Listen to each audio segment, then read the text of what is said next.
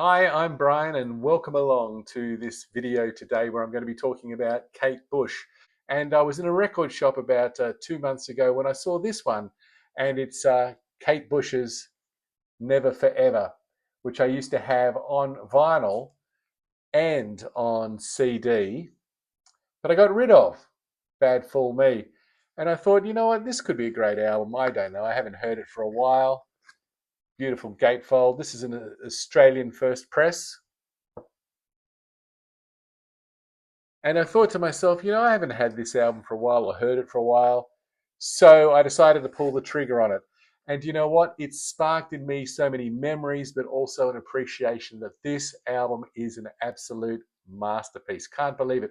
Rolling Stone and All Music give it 3 stars out of 5. I mean, what's going on there? It was the first album by a British female artist to go to #1 in England or the United Kingdom. And it's pretty amazing. And another amazing thing about it is for the first time, Kate really gets into the production as a co-equal, if you were, because it's produced with John Kelly. And I believe on the previous albums, she was just an assistant to the producer. So it's quite amazing. So why did it only get 3 stars? I don't know, because they're crazy. I want to talk to you about why it gets 5 stars. Whooshka!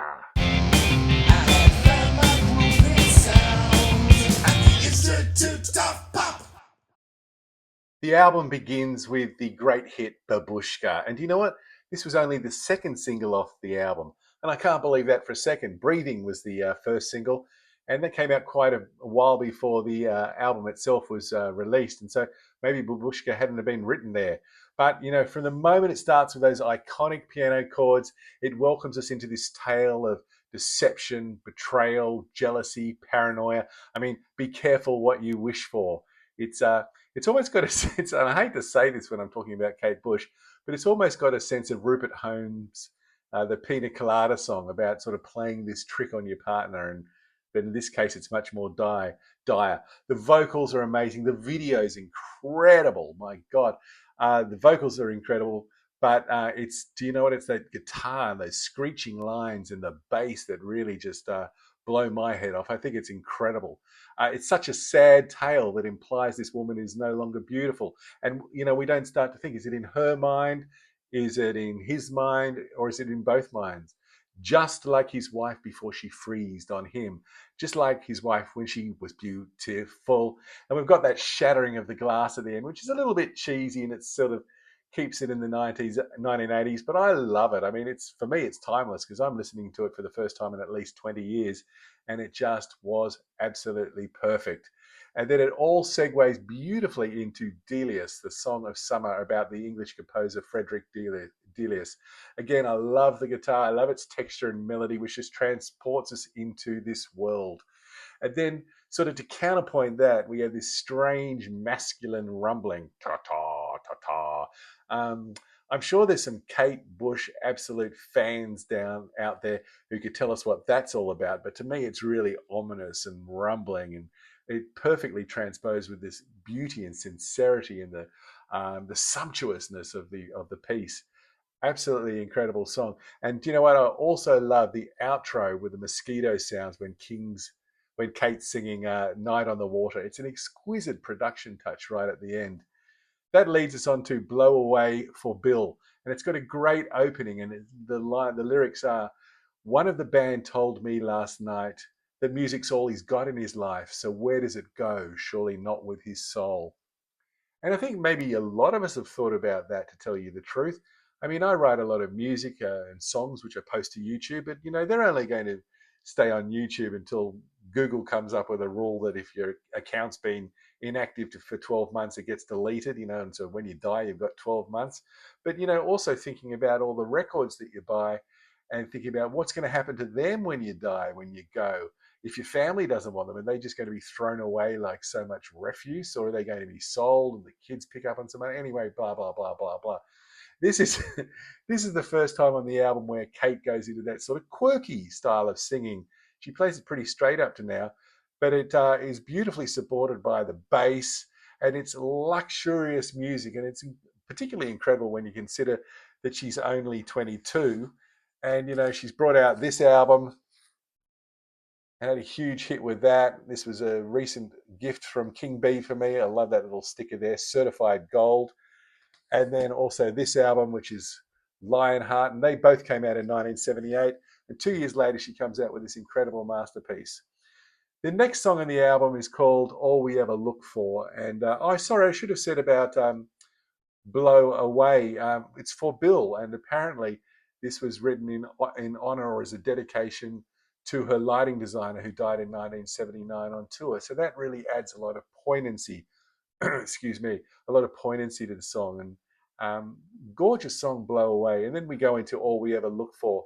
And this one's going a little bit old school here. And it's probably the only song on this album which doesn't completely resonate with me, like 5 stars out of 5. And the reason for that is it's got that strident, folky sort of feel at the beginning, which is dum dum dum dum dum dum dum dum dum dum dum dum dum dum. It's sort of not my ballpark and what I'm particularly interested in. And they've got the whistling going on there. Oh, I can't do it.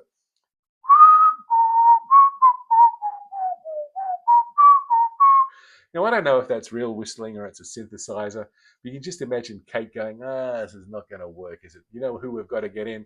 We've got to get in the session whistler. And all of a sudden, like in a film noir a movie, you see this guy appear and go, you need my help? I'm the session whistler. You any good? You've heard sitting on the dock of the bay, ain't you?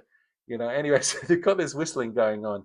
But we go from that moment, and then it's completely juxtaposed with this heavenly, beautiful production on the chorus, which has such a wide soundstage, which gives us so much room throughout the speakers.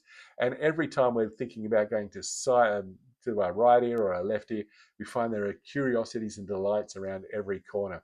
And to exemplify this, I was streaming this song when I was walking the other day, and then we had the sound effects of the door and the footsteps going, and I was like, who's behind me? And it completely took me to another world because I was thinking that I was in that house, in that place, and there was footsteps going along and coming up behind me. But in truth, I was outside walking along a little street, and there was no chance of anybody there. But it was absolutely wonderful.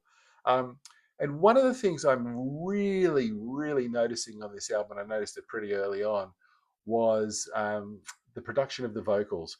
Because on the first 2 albums, and maybe even particularly with Lionheart, I found it very difficult to understand what Kate was saying, and had to read the lyric sheet along with it to pick up on this.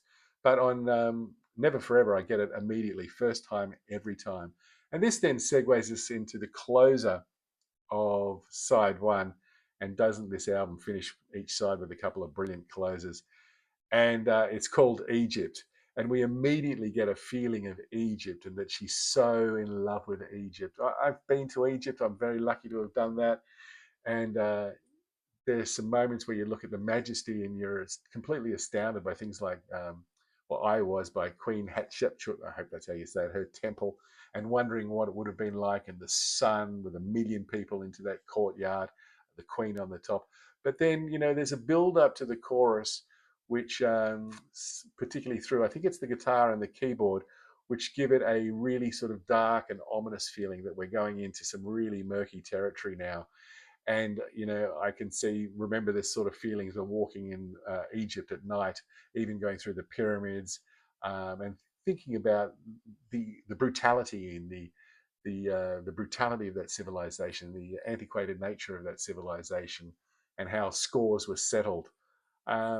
I love the drums by Preston Heyman on this song, and the instrumental section after she sings I'm in Love with Egypt is so joyous, but it is again ominous, and it's threatening, and it gives us that sense that we're going to be transported from a place of wide-eyed innocence, naivety, and optimism into a really dark place. And that begins with the chanting, which is almost tribal-like, which builds in intensity towards the end. And underpinning it all is these amazing guitars, which are freaky. They're sort of the whirling dervish, and that's supported then by Kate squealing or screeching like a banshee. And it takes us back like Egyptian winds across the desert, takes us back and transports us to this place where time is different, where civilization is different. There's an amazing synthesizer solo in this song. It's sort of played like a guitar. So again, Kate Bush fans, tell me if it is a guitar. but I think it's a synth solo. And it gives us that real sense, and we go back and listen to this song, that this is progressive rock. We're going all over the place. We're being transported to a mythical, a historical place, and we've got those elements. And that synth solo really reminds me of the stylings of Camel. Um, Absolutely beautiful. It's all played brilliantly, and again, it has Kate screeching over the top, which is so terrifying. This is a huge favorite of mine and a beautiful way to finish off, or an incredibly powerful way to finish off side one. Side two opens with The Wedding List, and this is an outstanding rock song and a bit of a palate cleanser, and brings us back into that world of rock and pop music. And I'm amazed that this song wasn't released as a single. I think it's absolutely killer. And it pumps out right at the beginning until we get up to sort of the bridge between the verse and the chorus, where the rhythm section takes a bit of a break. And we've got this beautiful soundscape palette of beautiful sounds. And it even has a harmonica in there, which is very reminiscent of Supertramp and their song Take a Long Way Home. And then there's that big chorus, which introduces or reintroduces on this album ideas of revenge. What an amazing storyteller she is. And the delivery when she sings, I pinned him on the wedding list. I love that. It's so visceral. It's like a punch in the guts, but also celebration that I got the bastard. So cool. The bass playing here reminds me a lot of John Gustafsson from Roxy Music, and particularly on the album Siren. And it's a killer way to open a second side of music.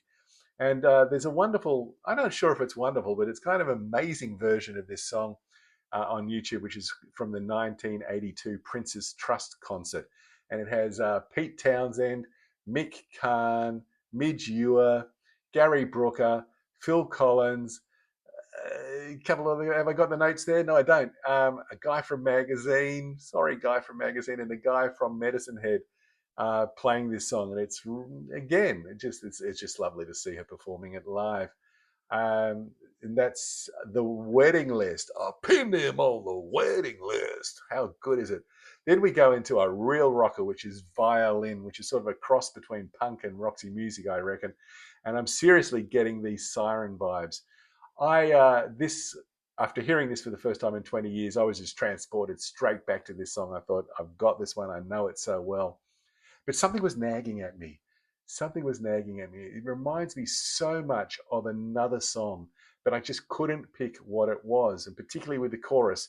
And I worked it out on one of my walks. I worked it out as to what song it reminded me of, and I'm going to put it up down. I'm going to put it up down there so you can read it. So if you don't, because once you hear me say it, you'll never get it out of your ears again. So it reminds me so much of this song. 5 seconds. What do you reckon? Uh, who cares? Art is theft, as Picasso said, and I totally believe in that. And what an amazing guitar solo in a song called Violin. The violin's amazing throughout, but the guitar solo is just up and down the neck, going absolutely berserk. And then the end, when it starts to break down and slow down like it's running out of batteries. And then that reminds me of another song, which once again, once you hear me say it or see it, you'll never be able to unsee it. So I'm going to put it down the bottom because it sort of ties in what I've been saying already. And the song the ending reminds me of is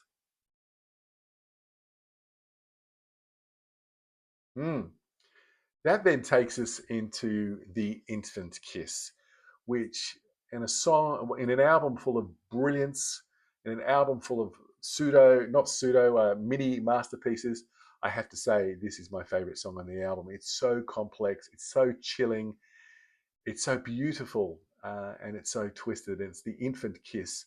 And when I first heard it, I thought it was about that tender connection between a mother and a child. But then I realized something very dark was going on here. A little bit of research suggested that it might have been a governess who was developing adult feelings for a boy under her supervision. But I've also heard theories that the baby that she's talking about in this song, has in fact a devil style, a devil of a man inside, and she's connecting with his devilish nature. Whatever it is, there's something totally bizarre going on here. And the lyrics, back home they call me dirty, His little hand is on my heart. He's got me where it hurts me. Knock, knock, who's there in this baby? Knock, knock, who's there in this baby? You know how to work me. And all my barriers are going. It's starting to show. Let go, let go. And the layering of the sounds and the orchestration of the song, so complex, as I've said, and absolutely sumptuous. It's an absolute triumph on this album. And the outro is underpinned by a shimmering violin, I want to say violence, violin to accentuate the darkness. But then, amazingly, the song resolves itself on a major note and gives us a sense of hope, a sense of optimism. I don't know. But then it segues beautifully into night-scented stock. I had no idea what night-scented stock was, so I did a little Google search, and apparently these are flowers which only give off their odor, their scent at night. And one can really, I was picturing this being a summer's night outside and taking on that beautiful olfactory sense and the smells coming in as we have a symphony, an orchestra of Kates singing a cappella. It's the idea that an artist at her age, I think it's 22, could be making something so phenomenal and so beautiful is just incredible. It's a short, gorgeous interlude, but it beautifully segues between the infant kiss and the next song, which is Army Dreamers. And this is the third single off the album, and this is the song that really, truly got me into Kate Bush, and particularly this album. And we go from that gorgeous interlude of night-scented stock into the weapons being cocked and a harpsichord playing, and we're transported back to the battlefield in this amazing anti-war polemic. It's such a powerful story with such a powerful message, and it's so much more than just a standard rock song. It has proggy elements, but strangely enough, as a rock song, with the proggy elements, I suppose, come from the fact that it's a waltz, and there's the choice to have no drummer in here, but we have the military percussion, I suppose. It also has that futile nihilism of something like XTC's Dear God about it. Totally brilliant, totally brilliant. And the idea of this coming out as a single, I hope it resonated with a lot of people, particularly the people in charge. And some of the lyrics, I have a bunch of purple flowers to decorate a mammy's hero. Morning in the aerodrome, the weather warmer, he is colder. 4 men in uniform to carry home my little soldier. Beautiful. And it's sort of, in many ways, those lines remind me of Country Joe and the Fishers. I feel like I'm fixing to die when they're saying, be the first one on the block to have your boy come home in a box. Of course, they're using satire. This is just straight out emotion. It's absolutely beautiful.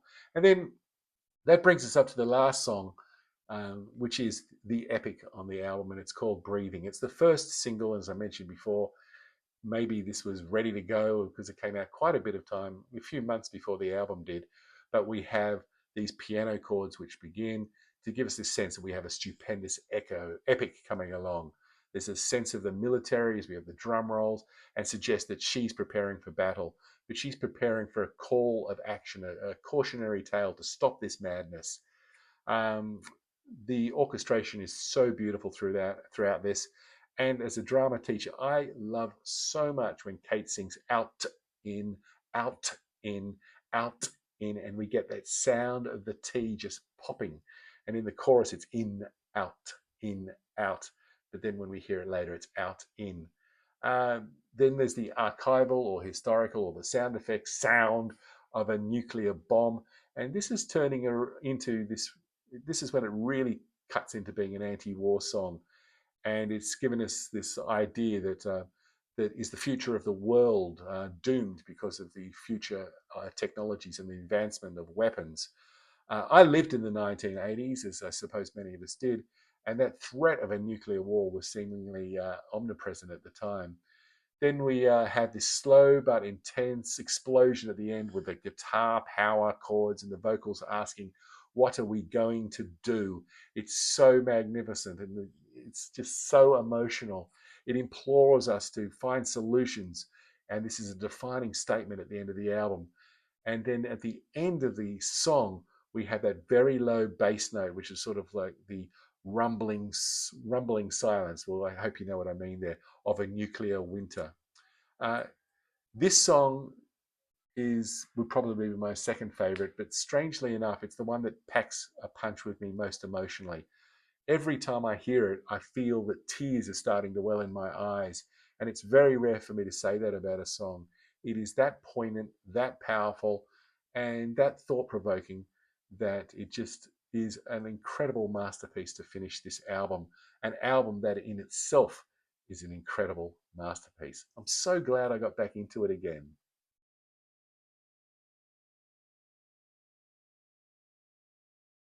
Everybody probably has a favorite Kate Bush album, and this one's mine.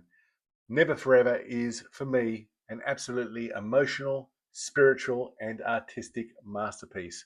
I know that might sort of tie into the context of when I was listening to it and that I was had it as a favorite at the time when it was released. But what it did more than that was it almost sort of gave Kate this public license to experiment artistically with whatever she wanted to do. Now, I know she already had that license and was using it, but it sort of laid the groundwork, I think, for some of that incredible experimentation that would come with things like Ninth Wave from The Hounds of Love, albums like Ariel and The Dreaming. And she has continued to do that in her absolutely stunning and amazing career. She never puts a foot wrong as far as I'm concerned.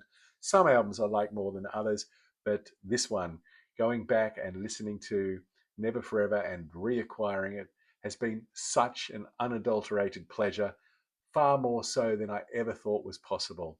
And remember, if music of any size, shape, style, or substance gives you pleasure, then who am I to argue with your opinion?